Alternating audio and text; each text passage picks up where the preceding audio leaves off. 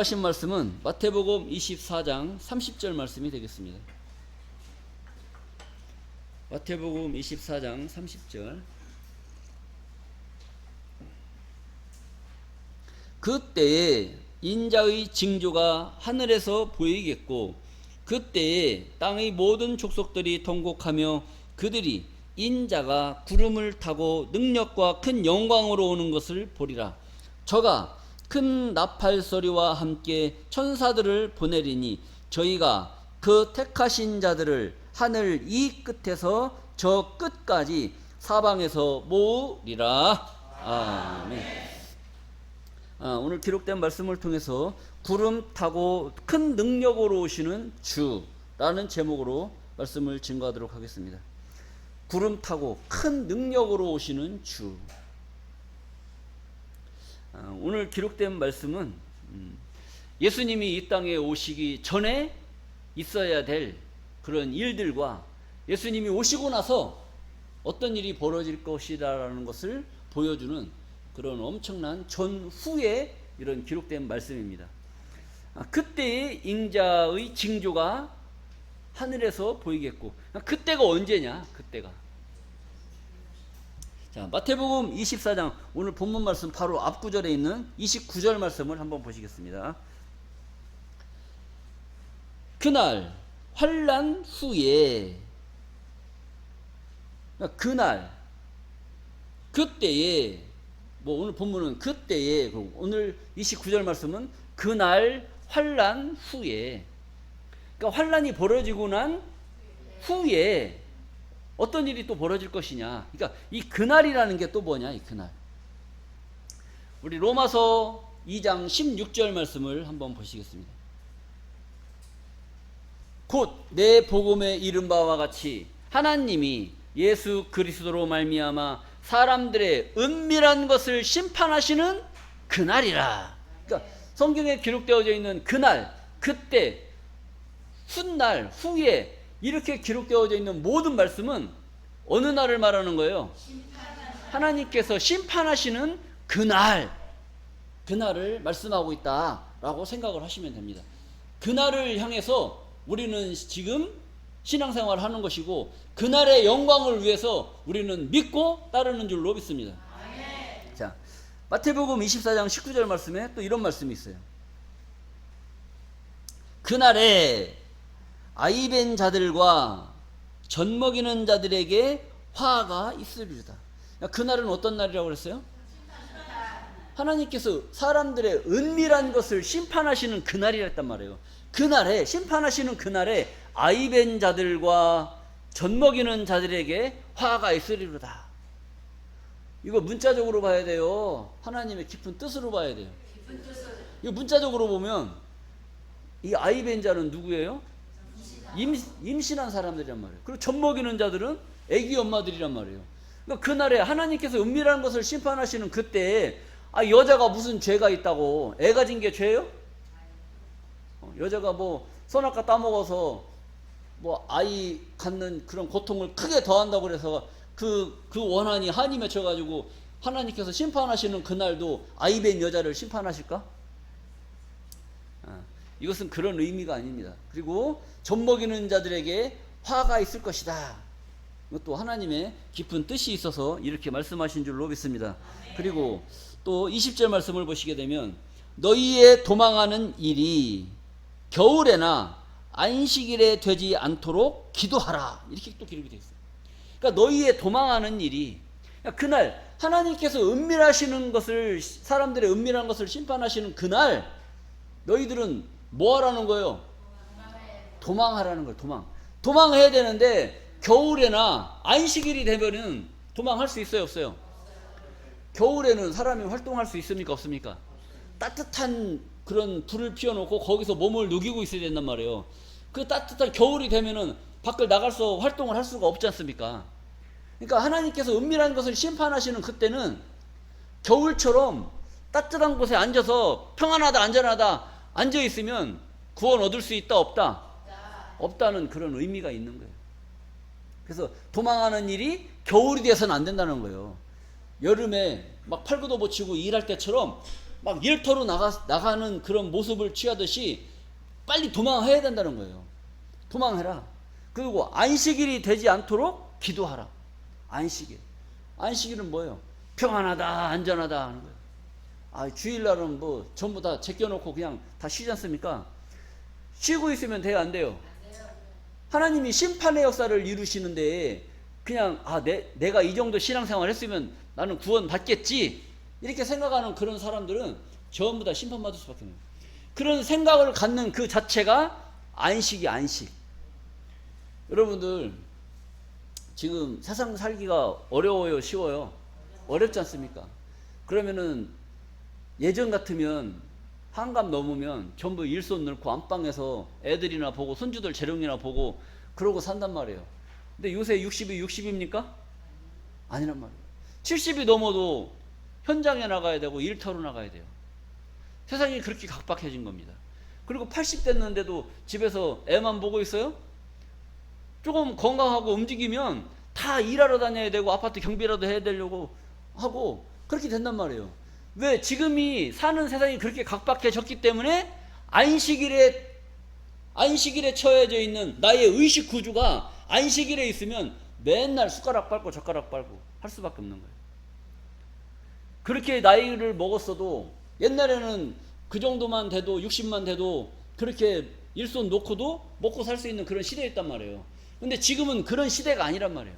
그러니까 안식일이 되면 되겠어요, 안 되겠어요? 안 되는 거예요. 겨울이 되면 돼, 안 돼? 안 되는 거예요. 무조건 겨울이 안 되고 일터로 나가서 일을 해야 되고 안식일이 안 되고 나가서 일을 해야만 뭔가 현상 유지를 하고 체면 유지를 할 수 있는 그런 시대가 된 것이 바로 지금 이 시대라는 겁니다.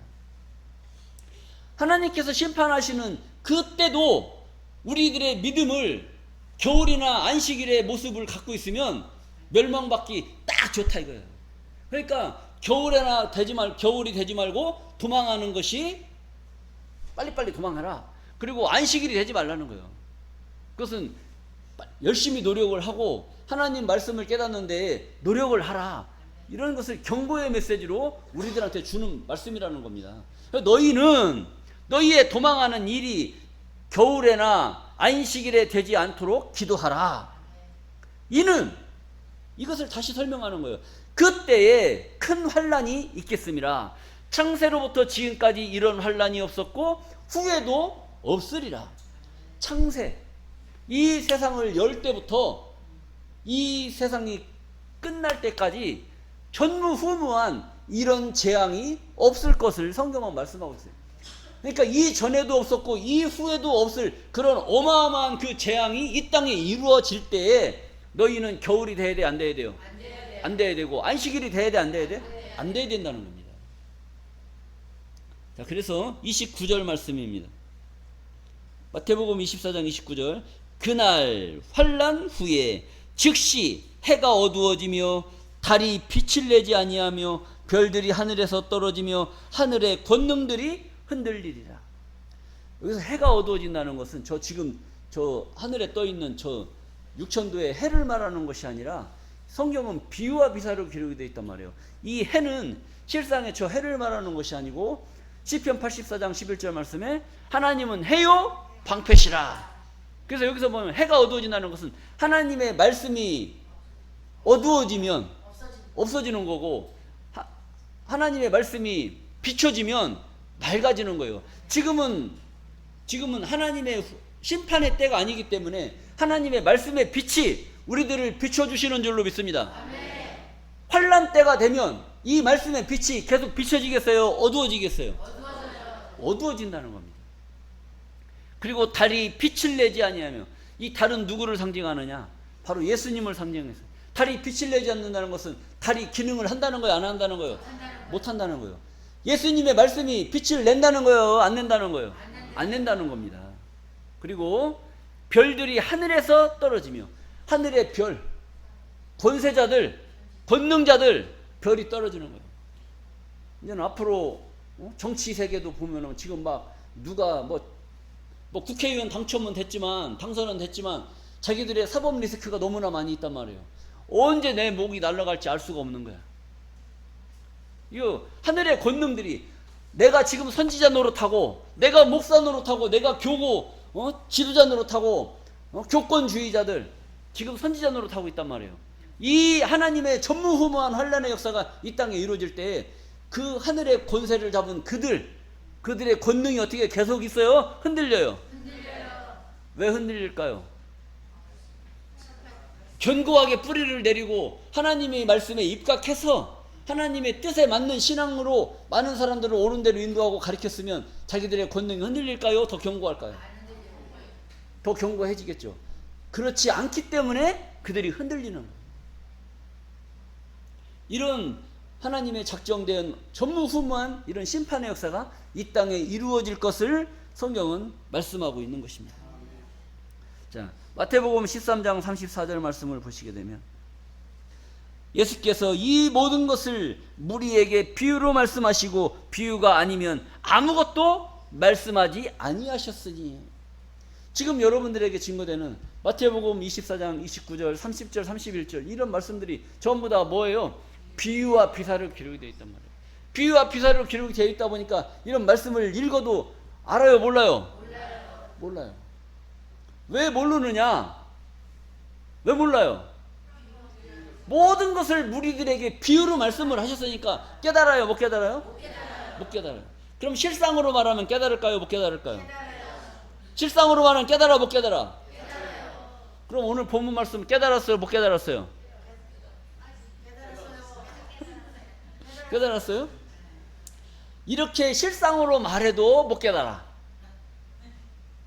실상으로 알려줘도 이 본문 말씀이 이런 말씀이 증거가 돼도 이 말씀이 뭔 말인지를 모른단 말이에요. 그러니까 이걸 알아듣게 말하려면 어떻게 설명을 해야 돼? 비유로 말해야 되는 거예요. 비유로. 실상으로 이건 귤이다, 이건 무슨 책이다라고 알려주는데도 이 제자들이, 그 무리들이 생각하는 것이 어리고 생각하는 것이 수준이 낮다 보니까 그 말귀를 알아들어요? 못 알아들어요? 못 알아듣는 거예요. 그러니까 이걸 어떻게 설명해야 되느냐? 그 옛날에 어른들, 우리 계몽시대에 있었잖아요. 계몽시대. 난 놓고 무슨 자도 모르는 시대. 난 놓고 기억자도 모르는 시대. 기억자도 모르는 시대에 그 기억자를 가르쳐 주려면 낫 그려놓고 낫 모양 나오는 것은 이것은 기억. 그 지게 작대기 그려놓고 이것은 이게 뭐예요? 이렇게 알려줘야 되는 거예요. 그러니까 진짜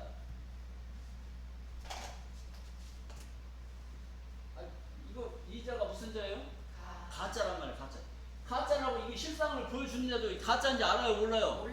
몰라요. 그러니까 이걸 알아듣게 말하려면 어떻게 설명을 해야 돼요? 그러니까 여기다가 납자로 이렇게 쫙 그래가지고 빽종하게 그래야 돼요. 나 가짜는데 이거. 이게 부필로 그려야 되는데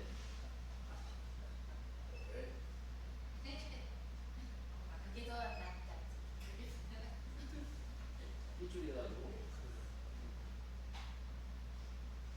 이게 기억.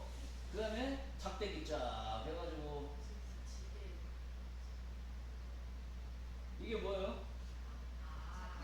작대기란 말이에요. 작대기. 그래서 기억자 나오고 이것은 그래서 이 두 개 합하면 작대 나다고 작대기하고 합하면 가.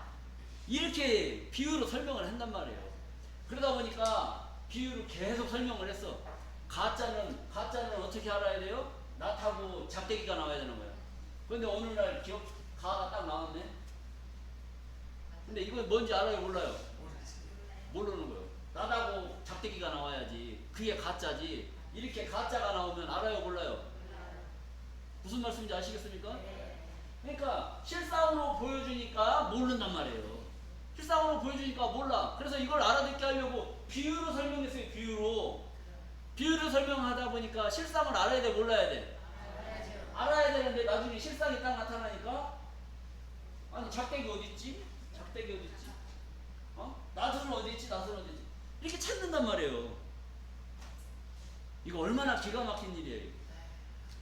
하나님이 그 백성들이, 하나님을 믿는 백성들이 그런 그 모양으로 신앙생활을 하고 있단 말이에요. 하나님이 위에서 내려다 볼 때 저 새끼들이 내 백성이라고 저기 나를 믿는다고 주여 주여 하고 있는데 창피해서 하나님 얼굴을 들 수가 있겠어요, 없겠어요? 여러분들 자식이 내가 저 대학까지 보냈는데 저기 뭐 브라질 어디야 아프리카 가가지고 빤스만 입고 다니는 여자 데리고 와가지고 결혼시켜달라고 하면 그 동네 창피해갖고 얼굴 들고 다녀요, 못 들고 다녀요? 말해봐요. 들고 다녀, 못 들고 다녀? 그 아들이 좋다면 나도 오케이?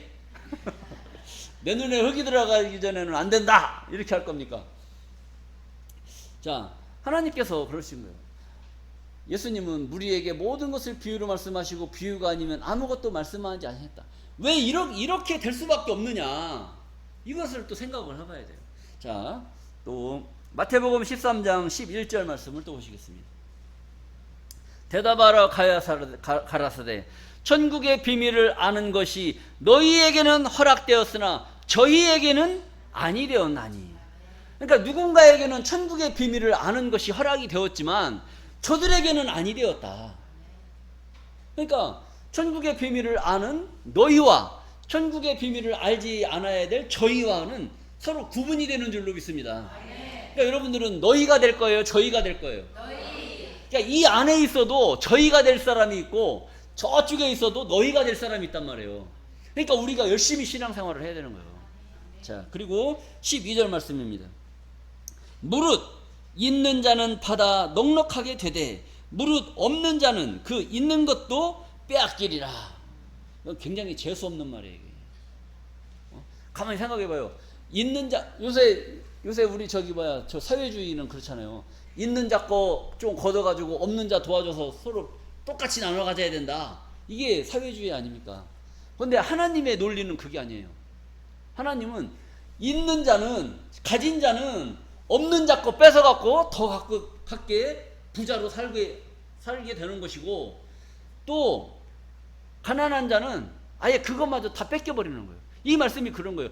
무릇 있는 자는 받아서 넉넉하게 되되 무릇 없는 자는 그 있는 것도 빼앗기리라. 말이 돼요, 안 돼요? 하나님은 공평하신 분입니까, 안 공평하신 분입니까? 공평하시죠? 그러니까 사람의 생각으로의 공평과 하나님이 생각하는 그 공평은 차원이 다른 거예요. 우리 사람이 생각하는 것은 있는 자나 없는 자나 없는 자 있는 자 똑같이 나눠서 이렇게 배를 똑같이 맞춰야 되는 거예요. 이게 공평이란 말이에요.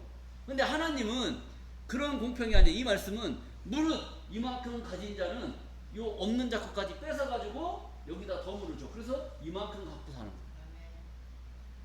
근데 그 없는 자는, 무릇 없는 자는 그 있는 것마저 자기 없이 가지고 있는 이것마저도 빼앗길 것이다. 빼앗길 것이다. 여러분, 이 하나님의 생각을 여러분들이 이해를 하셔야 됩니다. 여러분들 집에서 자식 키울 때 보면은 애가 둘이 있단 말이에요. 싸울 때 보면은 어떤 놈은 참 싸워도 더 주고 싶은 놈이 있고, 어떤 놈은 가지고 있는 것까지 다 뺏어갖고 있는 놈한테 주고 싶죠. 그런 생각 안 들었어요? 저만 그런 생각이 드나? 자, 그렇습니다. 그래서 13절 말씀입니다. 왜 이런 역사가 벌어지느냐? 그러므로 내가 저희에게 비유로 말하기는, 저 비유로 알 수밖에 없는, 천국이 허락되지 않은 자들에게는 뭘로 말씀하시는 거예요? 비유로 말하는 거예요. 비유로. 왜? 저희가 보아도 보지 못하며 들어도 듣지 못하며 깨닫지 못함이라. 보기는 봐도 보지 못하고 듣기는 들어도 듣지 못하고 깨닫지 못하는 그것들한테 뭔 얘기를 하냐 이거지. 아, 이 가짜를 써도 못 알아들어서 비유로 설명하니까 이것만 알고 있는 거예요. 나중에 실상 가짜가 나오니까 나 찾고 작대기 찾고 이런 일이 벌어지는 거예요. 그래서 뭐라고 말하느냐? 저희가 보아도 보지 못하며 들어도 듣지 못하고 깨닫지 못함이라. 14절입니다. 이사야의 예언이 저희에게 이루었느니. 이사야 때에 이사야 선지자가 하나님의 말씀을 이사야 선지자가 대언한 거예요. 뭐라고 대언했느냐? 이사야의 예언이 저희에게 이루었느니 일러스되 너희가 듣기는 들어도 깨닫지 못할 것이요 보기는 보아도 알지 못하리라. 이런 시대가 올 것을 이사야가 예언을 해버린 거예요. 예수님 당시에 예수님이 왜 비유로 말씀하셨느냐? 니들이 보기는 보아도 보지 못하고 듣기는 들어도 듣지 못하고 깨닫지 못하는 니들한테 천국의 비밀을 가르쳐줘요? 나 같아도 안 가르쳐주지. 여러분들 같으면 가르쳐주겠습니까? 안 가르쳐주잖아요. 자, 15절입니다. 이 백성들의 마음이 완악하여져서 그 귀는 듣기에 둔하고 눈은 감았으니 이는 눈으로 보고 귀로 듣고 마음으로 깨달아 돌이켜 내게 하나님께 고침을 받을까 두려워함이라 하였느니라. 하나님 말씀 듣고 깨달을까봐, 하나님 말씀 보고 하나님 말씀의 실상을 깨달을까봐 두렵다는 거예요. 자기들이 두려워한다는 거예요. 그럼 자기들은 뭐예요? 그냥 바보로 소경으로 살고 규모거리로 살고 벙어리로 사는 게 자기들은 좋다는 겁니다. 지금 여러분들 가만히 생각을 해보세요. 이 세상 사람들 예수 좀 믿으세요 그러면 나 사는 게 얼마나 좋은데, 나 얼마나 행복한데, 나 부족한 게 없어, 내가 뭐 때문에 교회 가? 하나님 말씀 보고 교회에 빠질까봐 두려워서, 아유 교회 나오라는 얘기 듣고 나 교회 가서 그 교회 가서 예수 열심히 믿으면 어떡해? 거기다가 헌금 갖다 많이 맞춰서 나 가난해지면 어떡해? 이런 생각하고 있는 거예요. 그러니까 이 백성들의 마음이 완악하여져서 귀는 듣기에 둔하고 눈은 감았으니 이는 눈으로 보고 귀로 듣고 마음으로 깨달아 돌이켜 내게 하나님께 고침을 받을까 두려워함이라. 이런 생각을 갖고 있는 세상이 어떤 세상이냐? 지금 이 세상이란 말이죠. 이사야 선지자가 예수님 때에 그런 일이 있을 것을 말씀하셨고, 또 예수님 때에 먼 훗날 천국이 누구에게는 허락됐고 누구에게는 허락되지 않았느냐, 이것을 선별할 때 저희에게는 허락되지 아니하였나니 왜? 저들은 귀로 듣고 눈으로 보고 마음으로 깨달아 고침을 받을까 두려워한다. 이게 그놈들한테 어떻게 천국의 비밀을 알려줄 수가 있습니까? 못 알려주죠. 못 알려주는. 자, 16절입니다. 그러나 또 반전. 그러나 너희 눈은 누구 눈이에요? 오늘 여기에서 말씀을 듣고 깨닫는 여러분들이신 줄로 믿습니다. 너희 눈은 봄으로 너희 귀는 들음으로 복이 있도다. 17절입니다. 내가 진실로 너희에게 이르노니 많은 선지자와 의인이 너희 보는 것들을 보고자 하여도 보지 못하였고 너희 듣는 것을 듣고자 하여도 듣지 못하였느니라. 야, 이거 엄청난 거 아니겠어요? 여러분들이 지금 이 시간에 듣는 이 말씀을 많은 선지자와 의인들이 있었단 말이에요. 의인들, 많은 선지자들, 구약시대 때 있었던 선지자, 신약시대 때 있었던 선지자들, 이 선지자들이 보고 듣고 하고자 해도 그들은 못 듣고 못 깨달았다는 겁니다. 그런데 여러분들이 지금 이것을 보고 듣고 깨닫는다는 것은 기가 막힌 거 아니에요? 실감 납니까 안 납니까? 납니다. 그러면은 성경에 기록되어 있는 이 많은 선지자와 그 의인들보다도 누가 더 복되다는 거예요? 우리가. 이 시대를 살고 있는 이 말씀을 깨달은 여러분들이 더 복 있는 자들인 줄로 믿습니다. 아멘. 이것을 성경은 말씀하고 있는 거예요. 이사야서 13장 6절 말씀을 또 보시겠습니다. 너희는 애곡할지어다.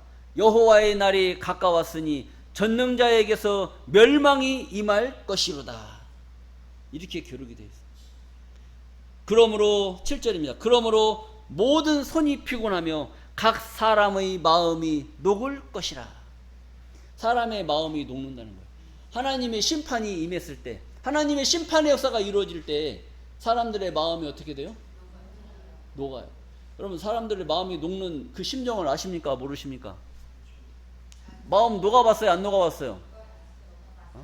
부도 나서 녹아봤고, 이혼할 때 도장 찍을 때 녹아봤고, 뭐 어디 뭐 잘못돼가지고 집에 불났을 때 마음이 막 녹는 심정 있잖아요. 그런 거 막 녹아내려가지고 다리에 기운이 풀리고 몸에 기운이 없어져갖고 땅바닥에 깔려가지고 이러지도 저러지도 못하는 그런 심정. 하나님의 이 엄청난 전무후무한 심판의 역사가 이 땅에 이루어질 때 사람들의 마음이 녹아버리는 이런 심판이 있을 거랍니다. 그래서 다시 한번 이사야 13장 6절, 너희는 애곡할지어다 슬픈 노래를 부를지어다 여호와의 날이 가까웠으니 전능자에게서 멸망이 임할 것입니다. 전능자는 그 전능하신 하나님이신 줄로 믿습니다. 이 하나님의 역사가, 멸망의 역사가 이 땅에 이루어질 때 임할 것이로되 7절, 그러므로 모든 손이 피곤하며 각 사람의 마음이 녹을 것이다. 이런 역사가 이 땅에 이루어진다는 겁니다. 그때에 오늘 본문 말씀 마태복음 24장 30절입니다. 그때에 마태복음 24장 30절, 그때에 인자의 징조가 하늘에서 보이겠고, 그러한 엄청난 심판의 역사가 이 땅에 이루어질 때에 인자의 징조, 예수님의 징조가 이 땅에 보이겠다는 거예요. 이 땅에 인자의 징조가 하늘에서 보이겠고, 그때에 땅의 모든 족속들이 통곡하며 그들이 인자가 구름을 타고 능력과 큰 영광으로 오는 것을 보리라 그랬단 말이에요. 이 심판의 역사가 이 땅에 이루어질 때에 예수님께서 뭐 타고 오시는 거예요?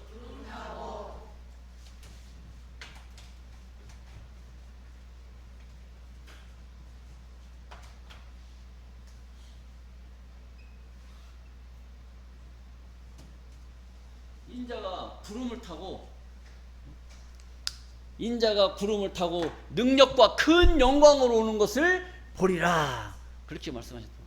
그러니까 이 말씀을 통해 가지고 예수님은 뭐 타고 오시는 줄 알고 있어요? 예수님 구름 타고 오신다. 자, 여러분들, 예수님 구름은 맑은 하늘에 구름 껴요, 안 껴요?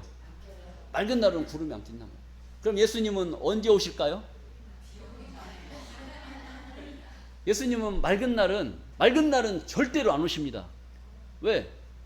뭐 타고 오시니까? 맑은 날은 구름이 껴요, 안 껴요? 안 껴요. 그러니까 구름이 낀 날씨가 흐리고 비가 올똥말똥하고 소낙비가 내릴 그때에 예수님은 구름 타고 오시는 줄로 믿습니다.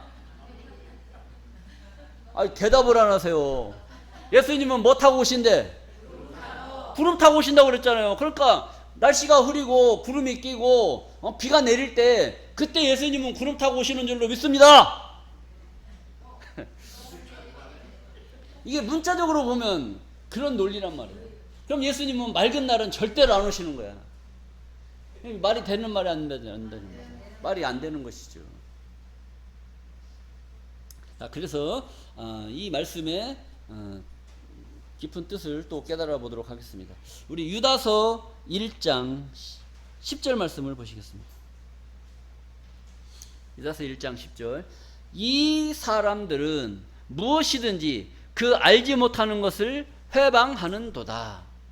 그러니까 이 사람들은 자기들이 알지 못하는 것을 회방하는 거예요. 그러니까 이것은 지혜가 있는 사람, 지혜가 없는 사람이에요. 지혜가 없는 사람이에요.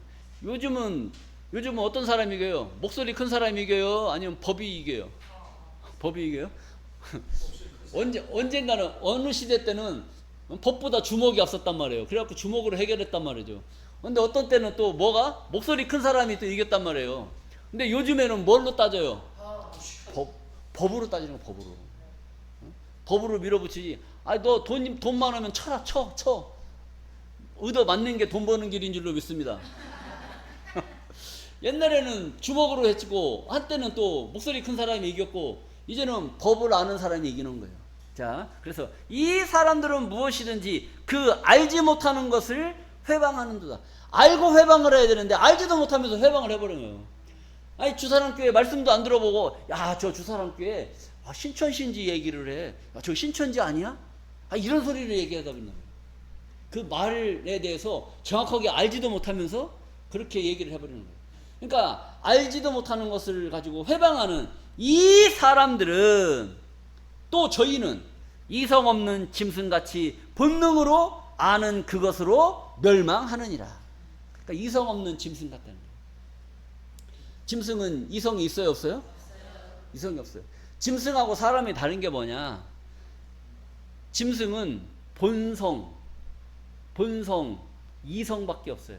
아니, 본성, 감성이 없지. 본능.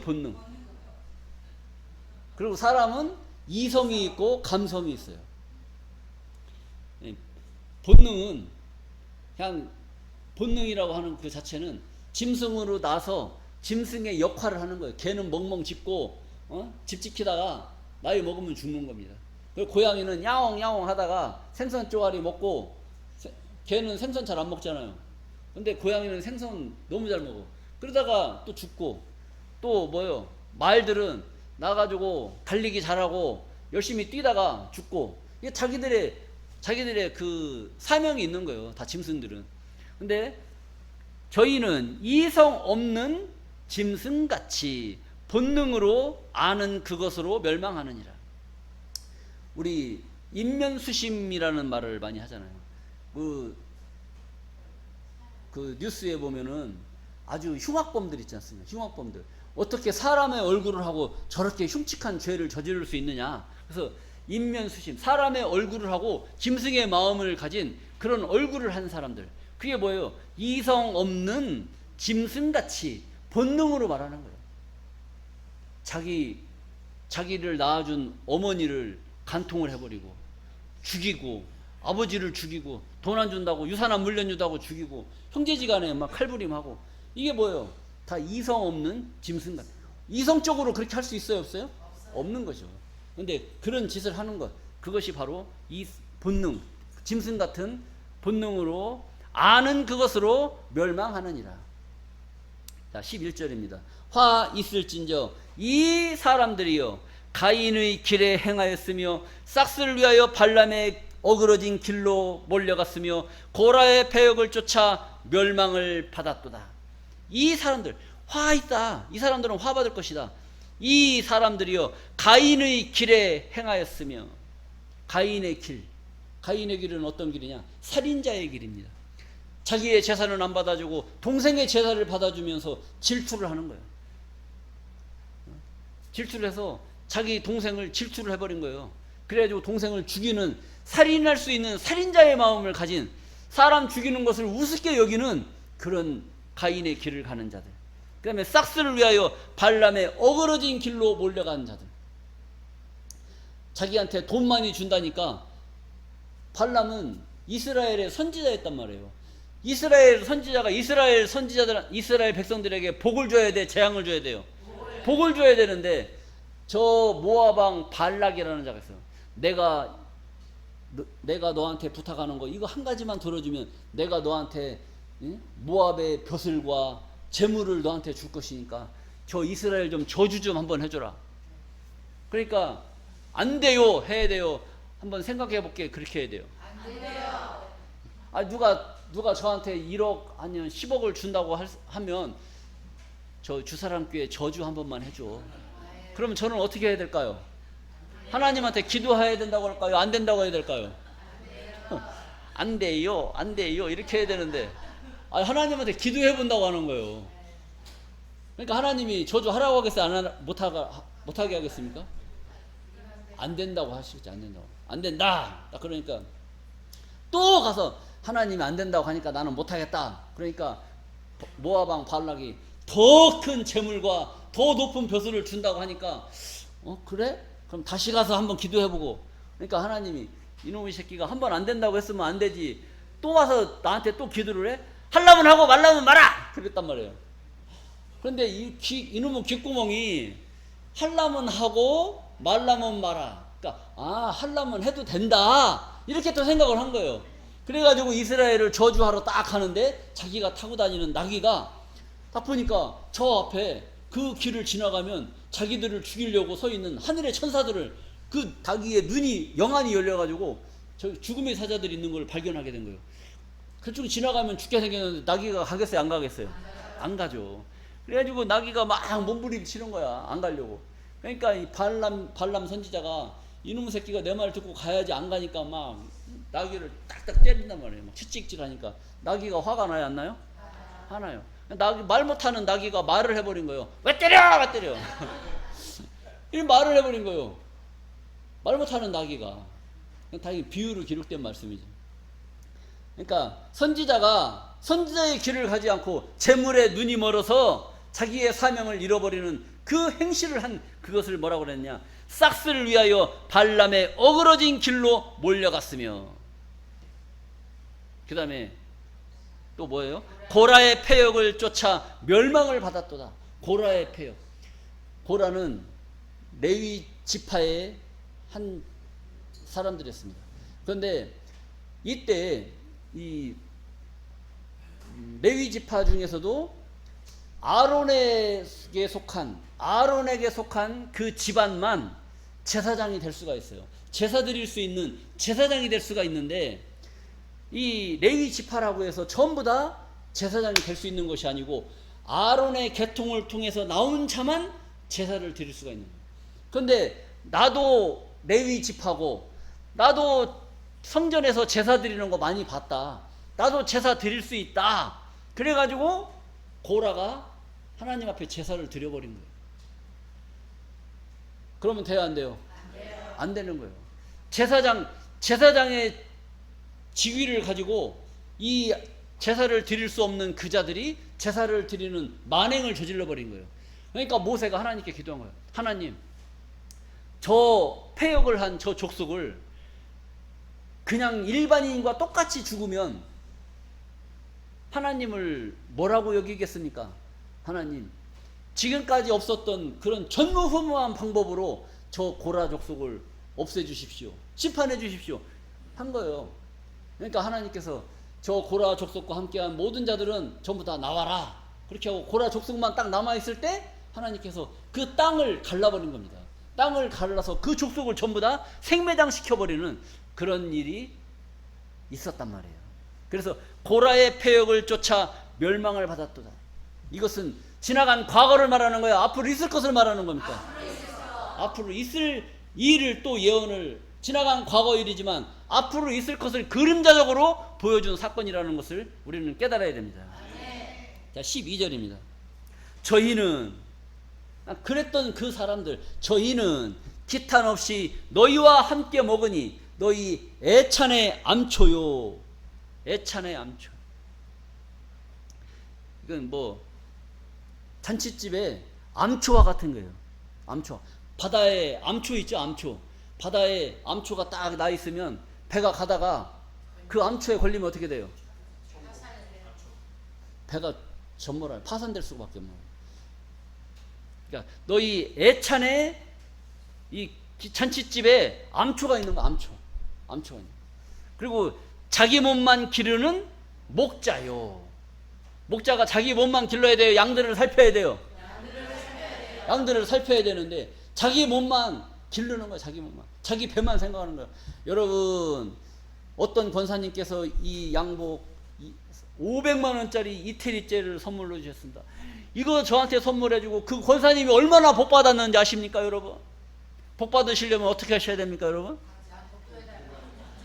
목사님한테 뭐 해줘야 돼? 이거 북산 걸로 해줘야 돼요? 어디 걸로 해줘야 돼? 깨달음이 확실하신 줄로 믿습니다. 자, 자기 몸만 기르는 목자요, 바람에 불려가는 물 없는 구름이요. 바람에 불려가는 물 없는 구름이요. 여러분, 장마철에 또 가뭄 때 하늘에 구름이 쫙 꼈단 말이에요. 구름이 딱 끼면은 뭐가 내려야 돼? 비가 내려야 되는, 비가 내려. 근데 바람이 확 불어버리니까 가물어 죽겠는데, 비는 와야 되는데 구름이 막 끼다가 바람이 확 불어보니까 구름이 다 날아가 버려요. 그럼 뭐예요? 그 구름이 껴야만 비가 오지 않습니까? 그럼 구름의 사명은 뭐예요? 구름의 사명은 비를 내리는 게 사명이란 말이야. 근데 비는 안 내리고 날씨만 후덥지근하게 해놓고 바람 부르니까 날아가 버려. 그럼 사명을 하는 거예요? 못 하는 거예요? 못 하는 거예요. 그럼 구름을 껴야 돼? 안 껴야 돼? 그럼 구름 껴야 돼? 안 껴야 돼요? 안 껴야 돼. 안 끼니만 못한 그런 구름은 있으나 마나한 구름인 줄로 믿습니다. 자, 그리고 바람에 불려가는 물 없는 구름이요, 죽고 또 죽어 뿌리까지 뽑힌 열매 없는 가을나무요. 열매 없는 가을나무. 가을이 막 농사를 열심히 져가지고 막 뭐 잎사귀도 잘 달리고 꽃도 화려하게 피고 해갖고 가을 되면은 추수 좀 하겠지 하고 막 열심히 키웠어. 약도 주고 했는데 가을에 좀 추수 좀 하려고 딱 나무를 쳐다보니까 열매가 있어요, 없어요? 없어요. 그 다 뽑아서 없애버려야 돼. 그냥 계속 키워야 돼. 이게 그런 겁니다. 뿌리 죽고 또 죽어 뿌리까지 뽑힌 열매 없는 가을나무요. 그렇게 됐어요. 자, 그래서 애찬의 뭐라고 했어요? 애찬의 암초요. 자기 몸만 기르는 목자요. 바람에 불려가는 물 없는 구름이요. 그 다음에 죽고 또 죽어 뿌리까지 뽑힌 열매 없는 가을나무요. 이게 다 뭐요? 암초라는 말이나 목자라는 말이나 구름이라는 말이나 나무라는 말이나 다 같은 말씀인 줄로 있습니다. 애찬의 암초, 바람에 자기 몸만 기르는 목자, 물 없는 구름, 열매 없는 가을나무, 다 그 말이 그 말이란 말이에요. 자, 여기서 뭐예요? 예수님께서 인자가 이런 전무후무한 환란이 있을 때 인자가 뭘 타고? 구름을 타고. 구름 타고라니까 실상에 이 구름을 타고라는 거예요. 뭘 타고라는 거예요? 구름은 성경에서 뭘 비유하고 있어요? 목자를 비유하고 있는 줄로 믿습니다. 왜 마태복음 14장 34절에 비유가 아니면 아무것도 말씀하지 않으신다고 했잖아요. 그러니까 성경에서 이 구름은 목자를 통해서 구름은 말씀이 있어야 돼, 없어야 돼? 있어요. 말씀이 있는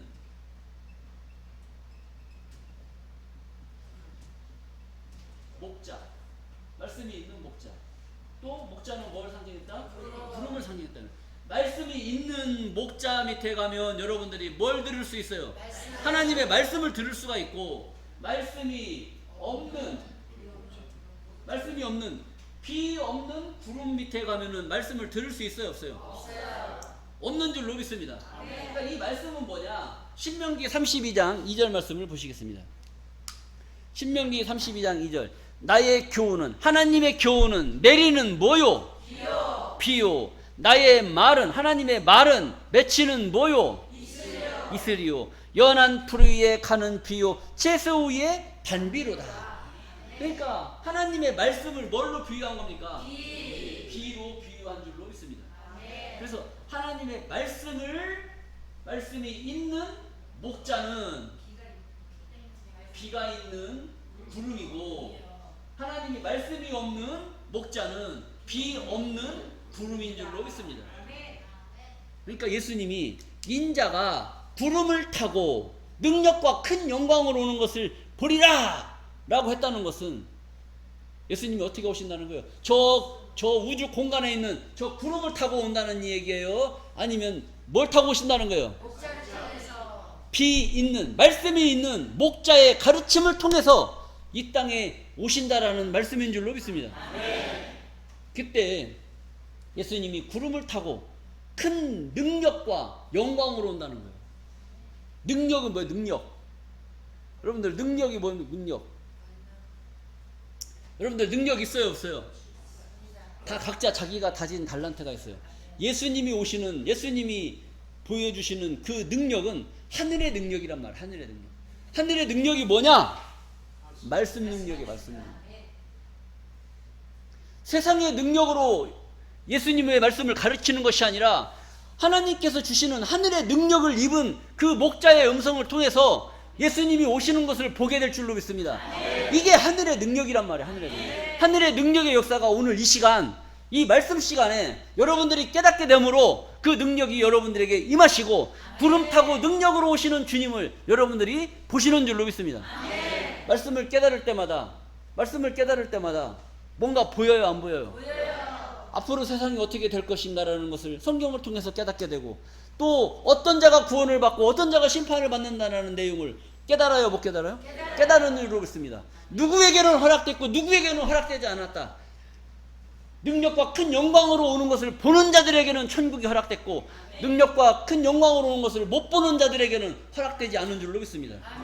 누가 구원받겠어요? 아는 자들, 이 말씀을 깨달은 우리들이 이 구원의 역사의 주인공들로 나타날 줄로 믿습니다. 자, 마태복음 24장 31절입니다. 저가 큰 나팔소리와 함께, 나팔소리라는 것은 뭐 따따다따따따따 이걸 말하는 게 아니에요. 하나님 말씀이 나팔인 줄로 믿습니다. 저가 큰 나팔소리와 함께 천사들을 보내리니, 누구를 보내리니? 천사들을 보내리니. 천사가 보여요, 안 보여요? 천사들 어디가 보여? 천사들이 보여, 안 보여? 보여야 될 줄로 믿습니다. 보내셨는데 못 보면 안 되지. 천사가 와서 보내리니, 천사들이 저희가 그 택하신 자들을, 하나님께서 택하신 자들을 하늘 이 끝에서 저 끝까지 사방에서 모으리라. 여러분들은 지금 땅에 있어요, 하늘에 있어요? 여러분들 지금 땅에 있어도 하늘에 있는 자들이에요. 저것들은 하늘에 있어도 땅에 있는 자들이에요. 그 어떤 거냐? 여러분들 차원이, 생각하는 이 의식 구조가 차원이 하늘에 계신 분들인 줄로 믿습니다. 하늘에 올라와야 돼요. 이 말씀을 깨달았다는 이 자체가 하늘에 있는 자들이란 말이에요. 하늘에 있는 자들. 뜻이 어디에서 이루어진 것 같이? 주기도문에서 하잖아요. 뜻이 하늘에 이룬 것 같이. 하나님의 이 모든 계획과 섭리는 다 하늘, 성경에서 이루어진 줄로 믿습니다. 이 이루어진 그 섭리가 어디에서 이루어지느냐? 하늘에서, 땅에서 이루어진단 말이에요. 그래서 우리가 하나님의 말씀을 통해서 육체는 땅에 있지만 이 의식, 생각하는 것, 이것은 다 어디 차원에 있어야 돼요? 하늘 차원에 있어야 돼요. 그러니까 하늘 이 끝에서 저 끝까지 사방에서 구원받을 백성들을 천사들이 모으게 되는 역사가 이 땅에 이루어질 줄로 믿습니다. 이 역사가 이루어질 때 내가 있어야 돼, 없어야 돼? 여러분들이 있어야 될 줄로 믿습니다. 이 구원의 역사가 이루어질 때 여러분들 다 같이 구원받는 존귀한 자들로 보게 되시기를 간절히 바라면서 말씀을 마치겠습니다. 감사합니다.